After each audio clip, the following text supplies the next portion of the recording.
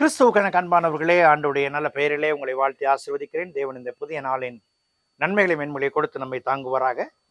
தியானத்திற்காக ஒரு வசனத்தை உங்களுக்கு முன்பாக வைக்கிறேன். அது அப்போஸ்தலர் நடபடி புஸ்தகம் 4ஆம் அதிகாரம் 32வது வசனம்.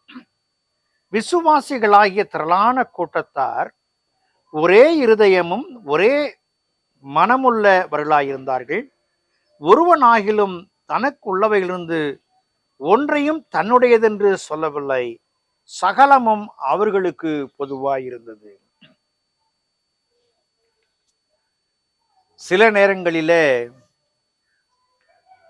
சில காரியங்களுக்கு விளக்கங்களை சொல்லும் பொழுது சற்று தடுமாற்றமாகத்தான் காணப்படுகிறது. ஆதி திருச்சபை பக்தியிலே முற்றினவர்கள், தேறினவர்கள், பக்திக்கு வழிகாட்டியாய் இருந்தவர்கள், ஒரே இருதயமும் ஒரே மனமுள்ளவர்களாய் இருந்தார்கள். என்ன அற்புதமான ஒரு செயல்பாடு! 100% இன்றைக்கு இதை நாம் பார்க்க முடிவதில்லை. ஒரு குடும்பத்தில் 4 பிள்ளைகள் 5 பிள்ளைகள் இருக்கிறார்கள் என்று சொன்னால், ஒரு குடும்பத்தின் பிள்ளைகள் தானே, ஒருமன ஒற்றுமை அங்கே இருக்குமா என்று சொன்னால் நிச்சயமாக இருப்பதில்லை. ஆனால் இந்த யூனிட்டி என்கிற ஒற்றுமையை ஆண்டவர் பல இடங்களிலே பல நிலைகளிலே அவர் வலியுறுத்தி வருகிறார். உண்டாக்குவோமாக என்றார்.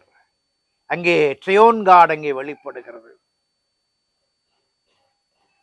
நாம் ஒன்றாயிருப்பது போல அவர்களும் நம்ம ஒன்றாயிருக்கும்படிக்கு யோவான் நற்செய்தி 17ஆம் அதிகாரத்தில் வருகிற இந்த வார்த்தை, இறைவன் ஒன்றாயிருப்பது போல நாம் ஒன்றாயிருக்கும்படிக்கு, அவரிலே ஒன்றாயிருக்கும்படிக்கு. இறைவனுடைய வாஞ்சை என்னமோ சரிதான், ஆனால் அது முழுமையாக நம்மிடத்துல காணப்படுவதில்லை. எக்யூமெனிக்கல் என்று சொல்லி ஒன்றை சொல்லுவார்கள். எக்யூமெனிக்கல் கேரல் சர்வீஸ் இருக்கிற பிரிந்து கிடக்கிற திருச்சபைகள் ஒருங்கிணைந்து ஒரு பாடல் ஆராதனை, எதுவரைக்கும்? அந்த பாடல் ஆராதனை வரைக்கும் தான். பல நேரங்களில் அந்த ஒற்றுமையை காண்பது என்பது திருச்சபைகளிடத்திலே காண முடியாத ஒன்று. திருச்சபையிலே ஒரு பேராயரை தெரிவு செய்ய வேண்டும் என்று சொன்னால் அங்கே ஒற்றுமை இருக்குமா என்று சொன்னால் நிச்சயமாக இல்லை. போட்டி என்று வந்துவிட்டாலே இங்கே ஒற்றுமை குறைவு வந்து விடுகிறது. ஒரு மறைமாவட்ட தலைவரை தெரிவு செய்ய இங்கே ஒற்றுமை இல்லை. சேகர குழுவிலே தலைவரை தெரிவு செய்ய ஒற்றுமை இல்லை. ஆனால் ஆதி திருச்சபை பக்குவமாக சொல்லுகிறது, திரளான கூட்டத்தார் ஒரே இருதயமும் ஒரே மனமுள்ளவர்களாய் இருந்தார்கள். இன்றைக்கு நீங்களும் நானும் அப்படிப்பட்ட நிலையிலே வர வேண்டும் என்று ஆண்டவர் விரும்புகிறார். நான் இருக்கிறோமா இல்லையா என்பது அல்ல, இருக்க நான் முயற்சிக்கிறேனா என்பது நமக்கு அவசியமா இருக்கிறது.